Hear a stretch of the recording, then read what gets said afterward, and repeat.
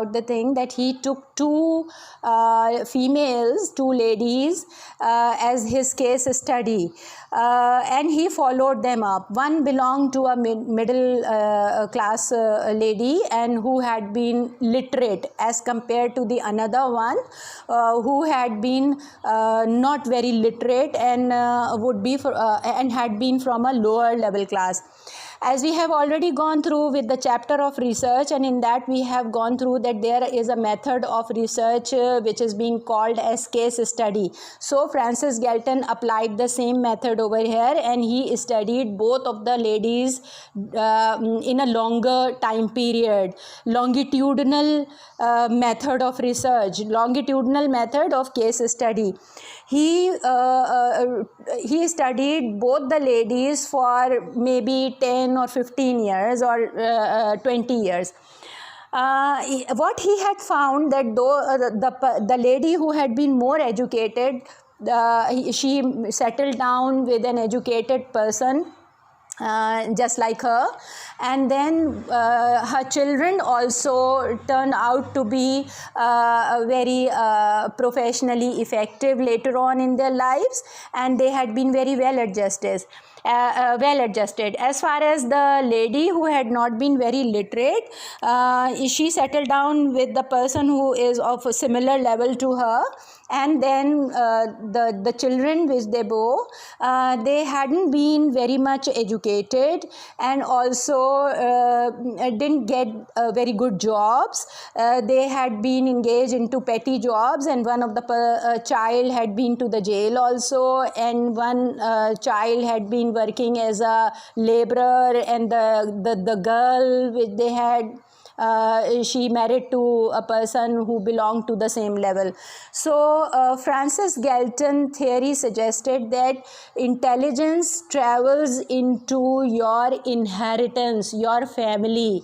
If your parents are more intelligent, so you would also be intelligent, and if your parents are not too intelligent, so you would also will not be too intelligent. So this is heredity genius on which he had worked upon. So he talks about your genes, he talks about your inheritance, on which he had been awarded the title of Sir. So that's why he is being called as Sir Francis Galton. On the theory of heredity genius, later on we may see the development on it as artificial intelligence. The people who are working on the artificial intelligence is somewhat the idea had been generated from Sir Francis Galton, that how you can combine good genes and you can make people more intelligent as compare you may have lesser intensity of genes displaying certain characteristics, so you would be having less characteristic of that specific behavior or characteristic, less intensity would be there. So this is somewhat being related to the Sir Francis Galton theory, although he didn't work later on measuring the intelligence, but he followed the cases. Then came the work of Cattell, McKean-Cattell. Cattell. Cattell was an American psychologist who worked on the mental test. He termed it as a mental test, and he tried to measure the reactions of time and word association and keenness of your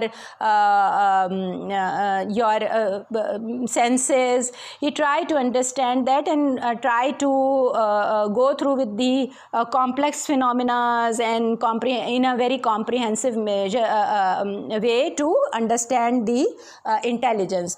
Yes, he had created the theory being related to it, but he included everything which a person has, maybe the senses, maybe the knowledge, maybe the complex phenomena, into intelligence. He didn't describe that how you can measure them up. He simply theoretically explained that what can be included in the measurement of intelligence. Then come the third theory which is popular related to the intelligence is about Spearman. Spearman, Spearman's theory of intelligence. Spearman had gone through with the factor analysis. He derived certain characteristics, that these are the characteristics somewhat being related to the intelligence, and then on the basis of that he categorized into two factors. One factor he labeled as G factor.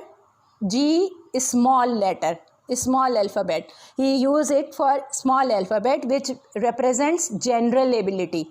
General ability, which every person has. Every person has this general ability. We have certain abilities with us which are general in nature.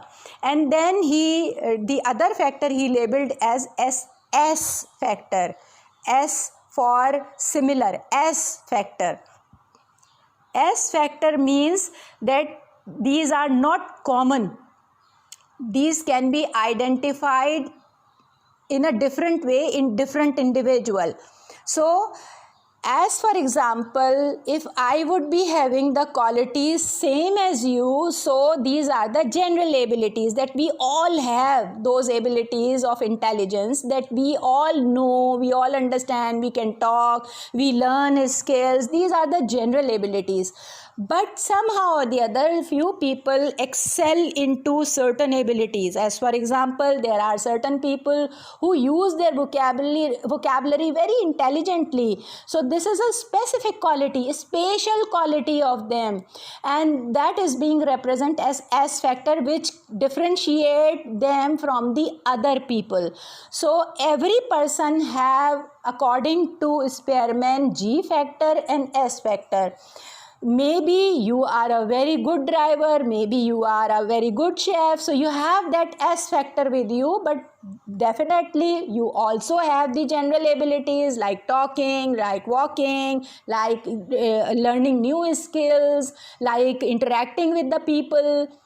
But there are few other people who are very good in forming the relationship, who are very good in communication, who are very good in learning the skills. So these are the S factor, which differentiates them from the other. But general abilities are similar.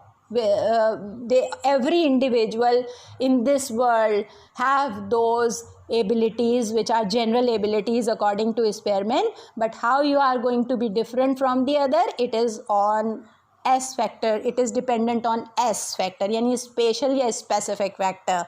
So through that you can differentiate people at their intelligence level.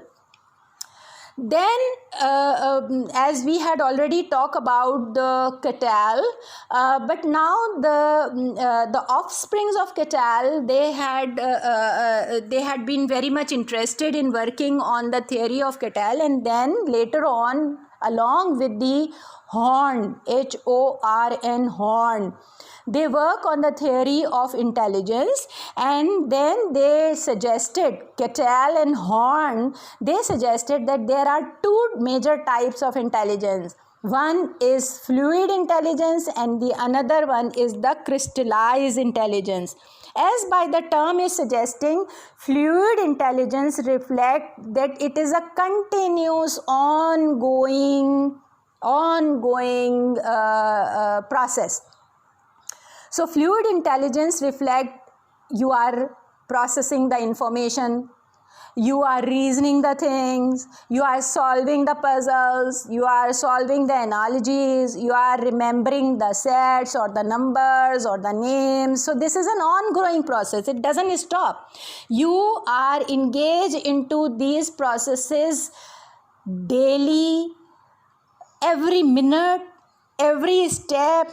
You are involved into this. So this is fluid. As by the term is suggesting, it is continuous. Fluid means flowing, continuous.